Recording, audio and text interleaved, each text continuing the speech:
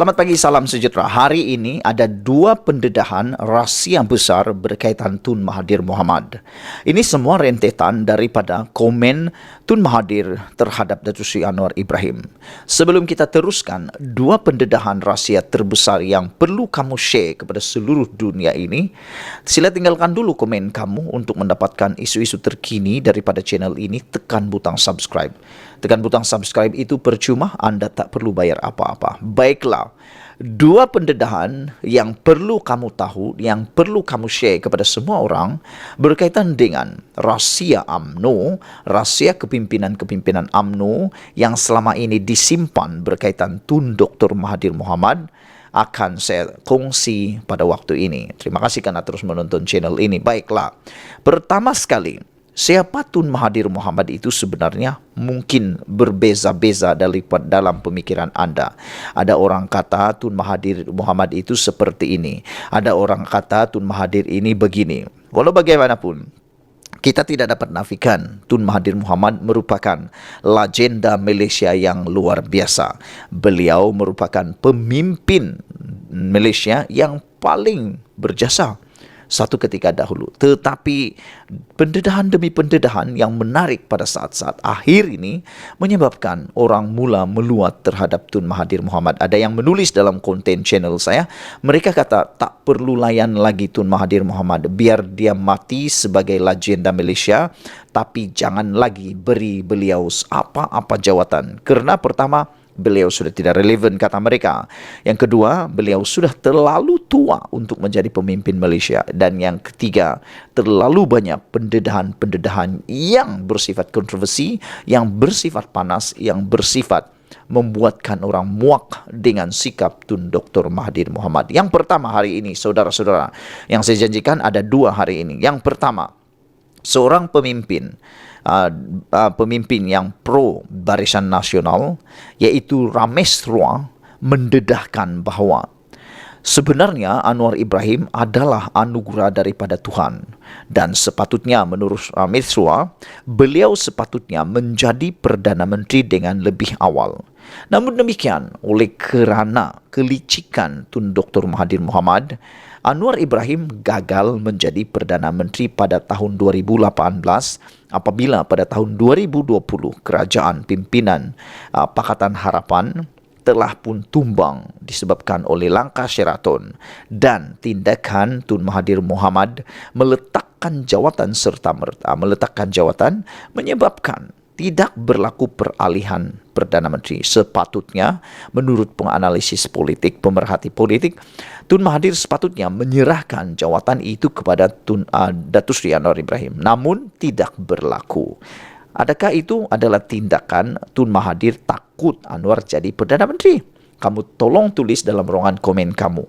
Pada pendapat anda, adakah itu tindakan Tun Mahathir Mohamad yang takut untuk Anwar Ibrahim menjadi Perdana Menteri? Kenapa dia takut?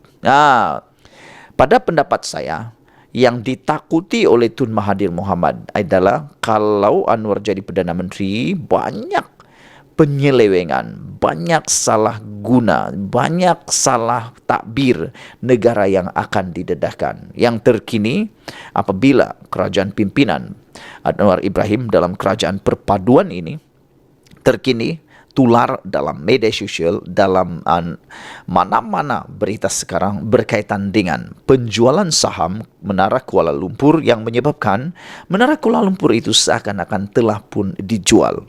Mengapa dijual? Itu persoalannya. Sedangkan bangunan itu adalah bangunan yang mendatangkan keuntungan besar kepada negara, kepada pendapatan negara. Tetapi dijual kepada sebuah syarikat yang tidak dikenali, yang tidak ternama. Dengan hanya syarikat itu memulakan dengan 1 juta ringgit sahaja, tetapi berjaya membeli saham Menara Kuala Lumpur. Itu menjadi persoalan besar. Adakah inilah yang ditakuti?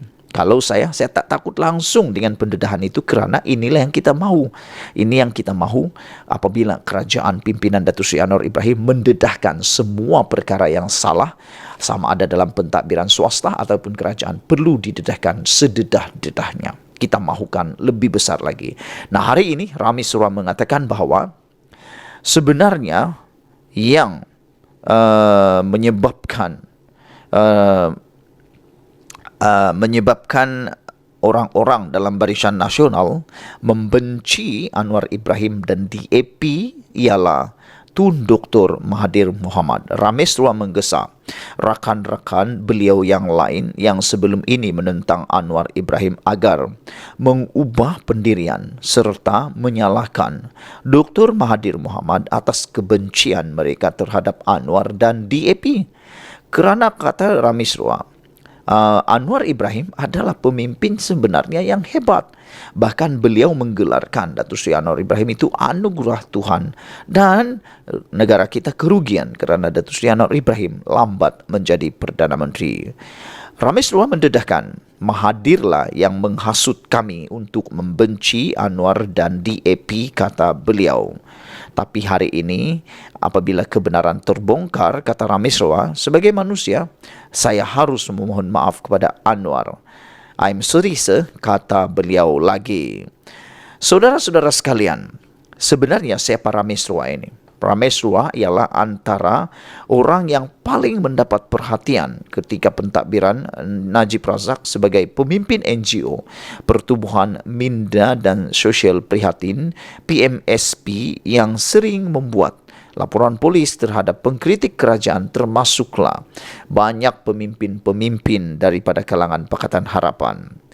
Ramesh Roa juga adalah yang terlibat mendakwa Anwar melakukan liwat pada tahun 2020 apabila mengaku telah membujuk individu yang didakwa menjadi mangsa untuk membuat akuan bersumpah atau berkanun SD berkenan dakwaan itu. Bayangkan orang yang begini boleh meminta maaf kepada Datuk Seri Anwar Ibrahim kerana beliau sudah melihat bahawa Datuk Seri Anwar Ibrahim mampu membawa kepada kemajuan negara kita.